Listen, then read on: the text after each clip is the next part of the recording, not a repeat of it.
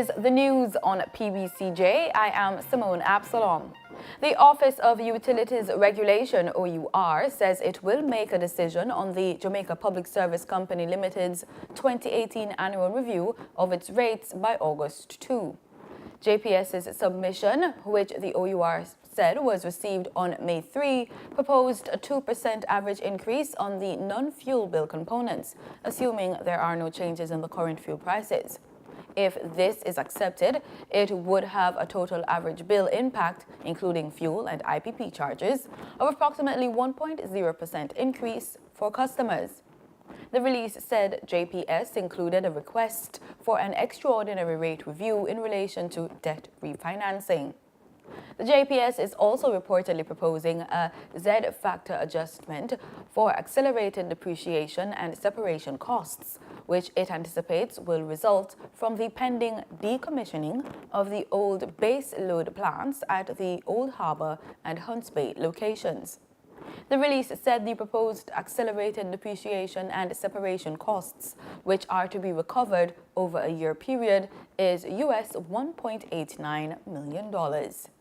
The Students' Loan Bureau, SLB, is now the subject of a performance audit being done by the Auditor General's Department. The audit is to determine whether the agency has an efficient and effective loan management system that enables a sustainable supply of loans for tertiary education. According to a notice published on the AGD's website, the probe will also assess the adequacy of the SLB's risk management framework to identify whether it is collecting sufficient funds to continue providing loans to qualified applicants and whether there are mechanisms in place to reduce delinquency. The audit, which is to be published in the first quarter of this financial year, April to June, will also assess the efficiency of the SLB's periodic financial assessment of its revolving loan fund to determine economy and sustainability. In recent years, the SLB's viability has been called into question due to, among other things, delinquency.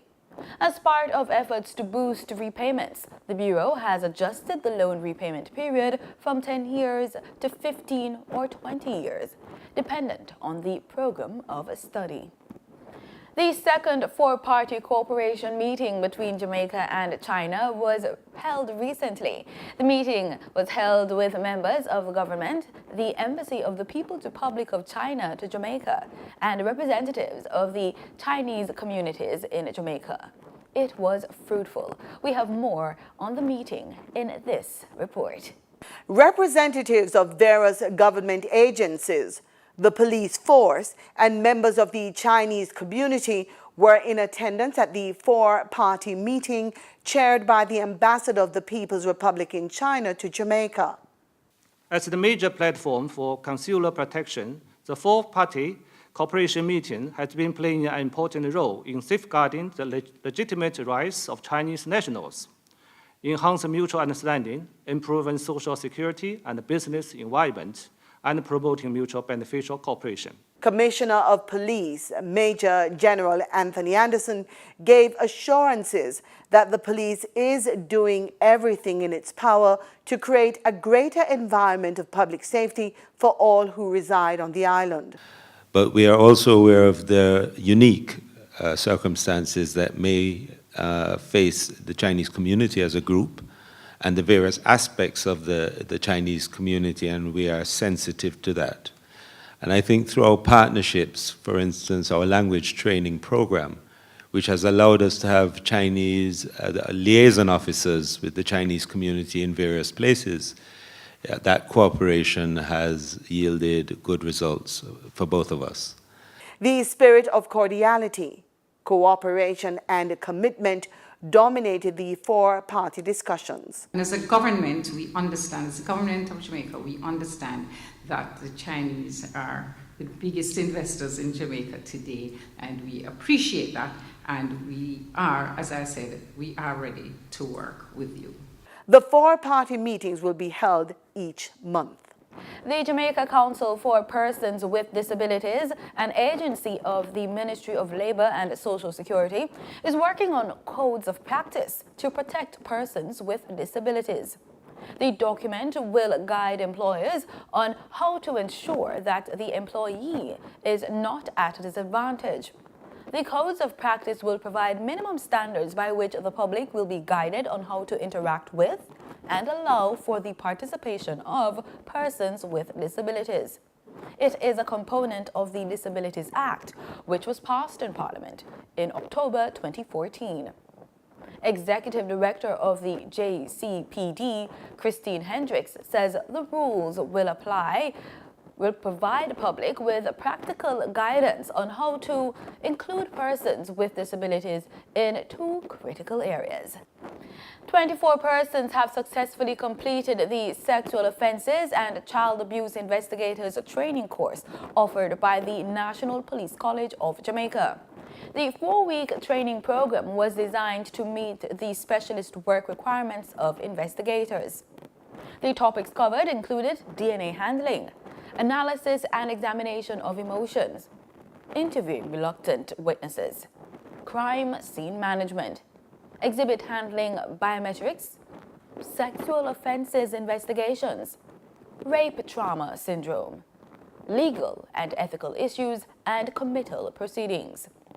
Among other things, it served to widen their knowledge of sexual violence, strengthen understanding of the laws governing the offences, and improve their investigative skills and competencies. 50 people are now homeless after a massive blaze on King Street in downtown Kingston. The fire gutted several residential and commercial buildings, including a cook shop and a bar.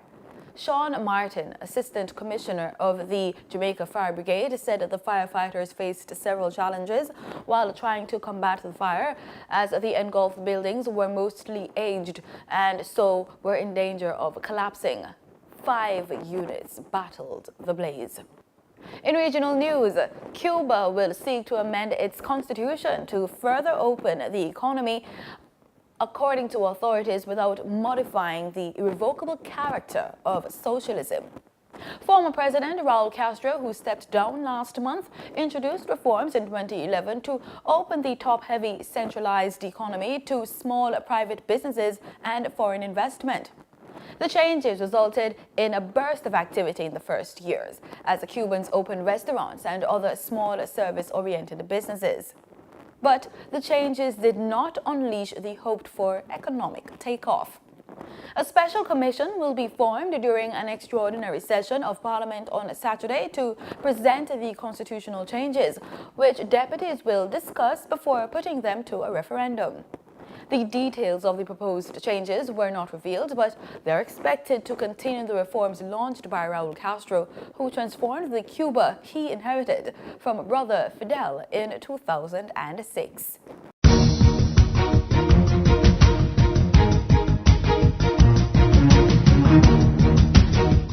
In sports, we kick off with football, as FIFA's first ever technical exchange program was launched at the Jamaica Pegasus Hotel in Kingston on Monday. The historic program sees technical directors and grassroots managers from across the Caribbean region sharing a 3-day workshop designed for the sharing of information, ideas, and technical expertise. George Garcia, who represented FIFA, explained that the project was to be replicated throughout the world after its beginning here in Jamaica. Andre Waugh, who spoke on behalf of the regional governing body, CONCACAF, said that his organization was in full support of the program. Meanwhile, Dalton Wint, the Jamaica Football Federation General Secretary, who spoke on behalf of absent President Michael Ricketts, said, quote, "I want to thank FIFA for choosing Jamaica to host this exchange program. Jamaica's doors are always open to facilitate any activity which we think will advance the beautiful game that we love." End quote.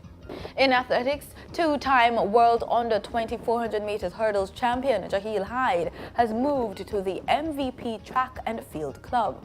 Hyde, who was being guided by his former high school coach Christopher Harley, said that he was not comfortable with what he considered to be a lack of progress over the past season. In 2014, he won his first Under-20 Championships title in the event in Eugene and repeated the feat 2 years later in Poland. Incidentally, Hyde registered his personal best in the event, 48.52 seconds, on his way to winning the National Senior Championships last year while under the guidance of Harley. However, he has failed to dip below the 49-second barrier so far this season after 4 starts. And that's the news. Thanks so much for making it PBCJ. Remember, we are the People's Station.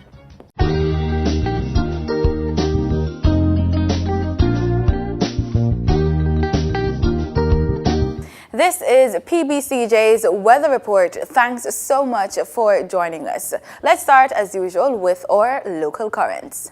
In Kingston right now, we're looking at a 71% humidity with a warm temperature just about 31 degrees Celsius. We're also seeing wind speed southeast at 32 kilometers per hour. In our 7-day forecast, we're looking at warm temperatures between 23 and 31 degrees Celsius. We're also seeing sunny skies. Up until Thursday, we're looking at a 30% chance of rainfall and a 50% chance of rainfall going into the weekend for Kingston.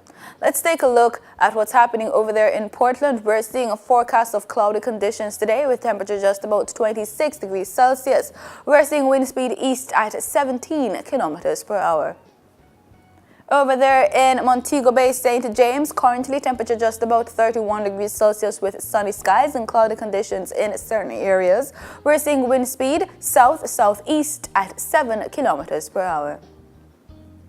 In our 7-day forecast for Montego Bay, we could be getting some rainfall going into this weekend. We're looking at warm temperatures, though, between 23 and 31 degrees Celsius.